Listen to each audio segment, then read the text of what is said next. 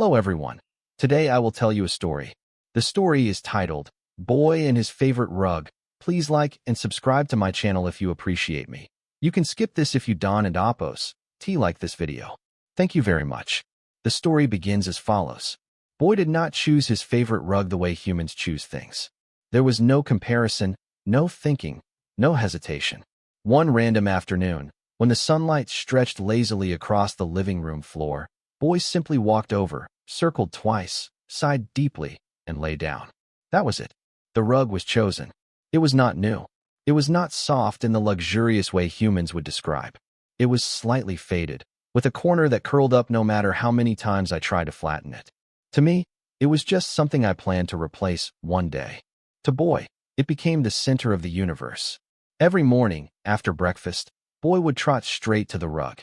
He would press his nose into it, sniff as if checking whether it was still the same rug as yesterday, then gently lower his body until his chin rested on the fabric. His eyes would half close, his ears relax, and his tail would make one slow, satisfied wag. Sometimes I wondered what the rug smelled like to him. Maybe it smelled like home. Maybe it smelled like safety. Maybe it smelled like all the quiet moments we shared without realizing they mattered. When I worked at my desk, Boy stayed on the rug. When I talked on the phone, he stayed on the rug. When the house was noisy, when the house was silent, when the day felt too long or too short, Boy stayed on the rug. If I moved the rug even slightly, he noticed immediately. He would stand, stare at me with gentle confusion, then carefully drag it back to its original place using his mouth. He never growled, never complained. He just fixed it, the way dogs do, with patience and certainty. Visitors laughed when they saw him. "Why does he love that rug so much?" they asked. I laughed too, because I didn't really know how to explain that sometimes love doesn't need a reason. Sometimes love is simply a place where the heart feels calm. Living with Boy taught me that dogs notice details humans overlook. While I rushed through my days, checking messages, planning tasks, worrying about things that hadn't happened yet, Boy lived in moments. The rug became our quiet meeting point.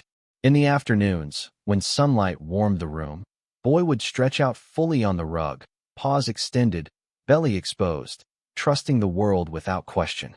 I often found myself sitting nearby, not because I needed to, but because something about his calm made me slow down. On difficult days, when my thoughts felt heavy, I would sit on the floor and lean against the couch.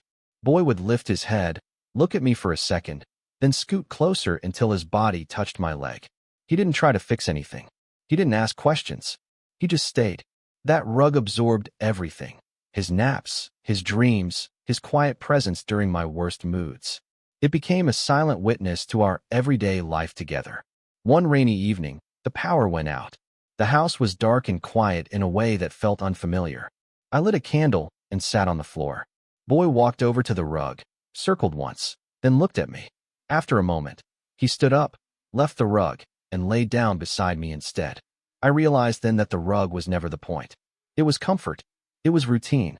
It was the feeling of belonging. Dogs like Boy don't attach themselves to objects for their value. They attach themselves to what those objects represent: safety, consistency, shared time. When the power came back, Boy returned to his rug, satisfied. The world was normal again. I looked at that worn-out rug differently after that night. I stopped thinking about replacing it. Some things earn their place not by being perfect, but by being present. Boy and his favorite rug remind us of something deeply important in modern life. Happiness often lives in small, familiar places we overlook. In a world that encourages constant change, new things, better things, faster things, Boy teaches us the beauty of staying. Staying with what feels safe.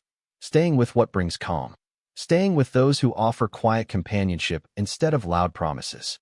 From Boy, we learn that animals don't need much to feel content. They need kindness, consistency, and genuine presence. In return, they give us unconditional trust and emotional honesty, things humans often struggle to offer one another. This story encourages us to treat animals not as accessories to our lives, but as emotional partners who share our space, our time, and our energy. Paying attention to their habits helps us become more patient, more observant, and more compassionate. In daily life, we can apply this lesson by slowing down, appreciating simple routines, and creating safe spaces, not just for ourselves, but for the animals who live with us. A favorite rug, a quiet corner, or a shared moment of stillness can strengthen the bond between human and animal in powerful ways.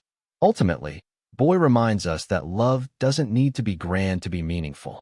Sometimes, love is simply lying peacefully on the same rug, day after day, choosing to stay together.